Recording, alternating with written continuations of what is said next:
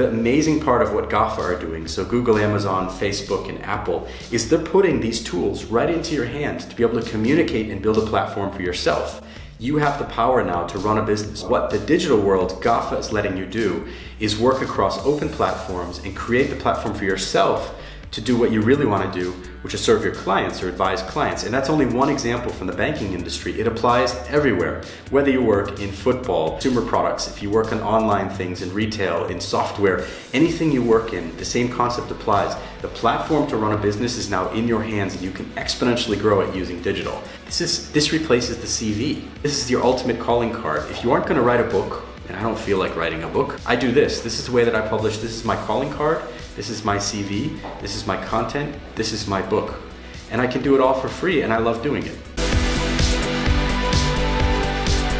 This episode is for anybody who's just slaving away at their job right now, wondering when will they have that breakout moment. One of the realizations that I've had from quite early on is that I'm not going to be at one company for my entire career. During the 50s and 60s, people did that as a career path. They also had defined benefit pension plans to look forward to, and they had a real incentive to stay at one company until they were 65 years old and maximize their pension payout. The world I live in and most of the people that I work with no longer are on that path. This episode is really about how do you get started? How do you show your journey online, and why should you do that? What are some of the results and benefits that come out of that? How do you manage yourself over a lifetime, over a career in the digital world, and use it as a platform, this amazing platform for having and building an audience to interact with? And what does that mean for you from a career perspective? Complex topic, but one that you should really pay attention to because it's not being taught to you within your current company. It's not being taught in the universities. The trend in society is around that. It's not being captive to one company over your entire career, but you're changing jobs and pivoting actually what you're doing over your career. And you're kind of showing a red thread as you look in that journey backwards by leaving this digital audit trail of yourself. You know, it's kind of like the breadcrumbs of you, and it's how people get to know who you are. The amazing part of what GAFA are doing, so Google, Amazon, Facebook, and Apple, is they're putting these tools right into your hand to be able to communicate and build a platform for yourself. You have the power now to run a business. Before, I come from the banking industry. You had to work as a client advisor or a product specialist within a bank for many, many years, and you were captive to their policies, regulations, products, and services. You became almost hypnotized and almost like the blinders on a horse, looking only at the things that they saw. And if you changed banks, what you realized was they do exactly the same thing. It's got a different brand, a different color style, and there's different guys I have to report to. In the end, the platform they're using is always suboptimal because it's limited within their captive profile. What the digital world, GAFA, is letting you do is work across open platforms and create the platform for yourself to do what you really want to do, which is serve your clients or advise clients. And that's only one example from the banking industry. It applies everywhere. Whether you work in football, if you work in consumer products, if you work on online things, in retail, in software, anything you work in, the same concept applies. The platform to run a business is now in your hands and you can exponentially grow it using digital. Only way to do that is become an evangelist for your own product. You are your product. I am my own product. I am the Maker Zone. I'm Super Dave. People who have met me through online come to my desk the first time, or they come to see me and they're like, hey, you're Super Dave. I loved your last episode. I never met them in my life. They may be a LinkedIn contact, but it's always great to put then the physical, personal contact together with someone who's been following you and liking your stuff. And usually they have a respect then for your content. They know where you stand on things and they come to you for advice. They come to you and want a service. And that is what it's all about. The keys are stay authentic and be yourself. No makeup, no perfection, no reading a script.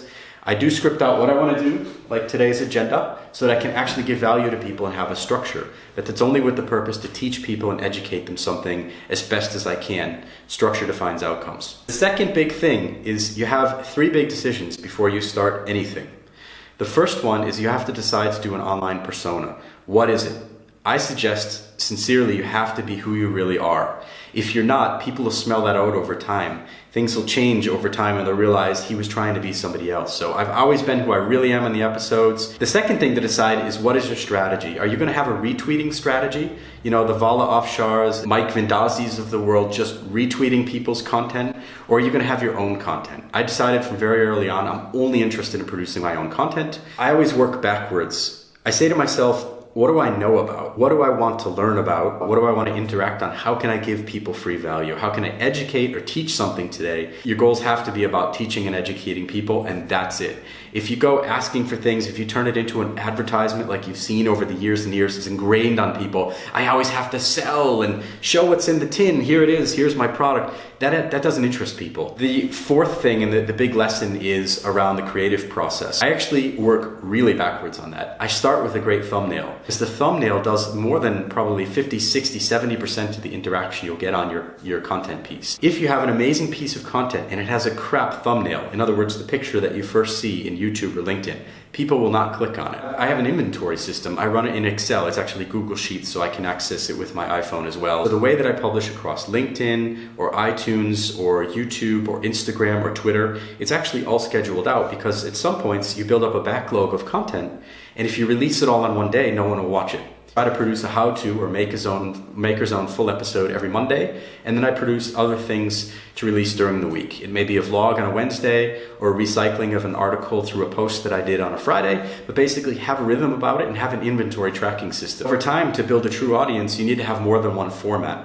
If you just look at LinkedIn, which is where I do most of my interaction with people, I have core articles. That's things that get posted in the LinkedIn blog, which is called Pulse. Those articles have an episode attached to them. So I do the content hosting on YouTube itself, so Google, that's a full episode. And then the smaller pieces like vlogs, so daily things, short pieces, 1 or 2 or 3 minutes of short inspiration or educational pieces, I'll do those in posts in LinkedIn. So why would you do this? What can you expect to get out of it? There is no direct monetization if you're going to be a LinkedIn producer of content. This replaces the CV.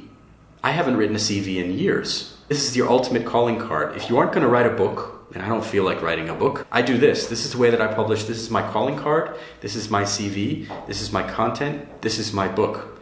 And I can do it all for free, and I love doing it. When I left the big bank I was working at just 6 months ago, I didn't have to go looking for a job. The offers came to me. I didn't have to look around hard. And that's not being arrogant. That's a super great benefit of exposing your thought leadership and your content over your career, because you are going to change jobs over time. And it really helps to have a persona out there and to have people understanding who you are and knowing when you're making a change, and then they come to you and you don't need to go around searching for a job. In terms of format selection, you have to make some decisions early on. What's my format going to be? Is it going to be a side-by-side, 2 people in a room interview? Is it going to be one person on a camera I'm interviewing like on TV where they're looking at me off camera? The other thing is to build up a rhythm. So over time I kind of found this rhythm which I talked about, which is kind of a large episode or how-to, maybe once a week or once every 2 weeks, because if you publish more often than that, a major piece, it won't get viewed. It falls down in the algorithms. People won't watch it because they just saw something from you. If you're completing the funnel, if you're closing out the circle and saying, I'm building a business off of this and I'm selling consulting or advisory services off of it, that needs to lead to your website or to a phone call to you where you can set up an initial consultation or to a webinar, and you complete the marketing, kind of funnel on this. I haven't done that because I'm not interested in being a consultant. One person who I respect very much, he's a founder and an entrepreneur who's founded many companies and startups. He said to me, Dave, this became kind of your secret sauce. This is your thing. When are you producing more Maker Zone episodes?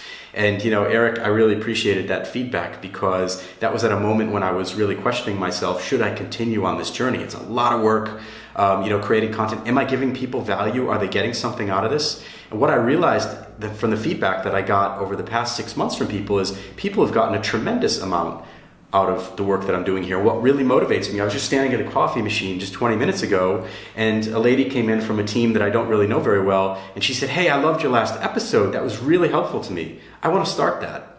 And that to me is the reason that I do this, is to help other people. By helping other people, you build a large audience and people to interact with. And that interaction is so rich. It's like going to the library. I really hope that you can get started, on your own journey, and then share that with me. What have you actually learned? And what is it that you're going to try to do in your online persona? How would you launch it? Be interested to hear those things. Thanks for watching.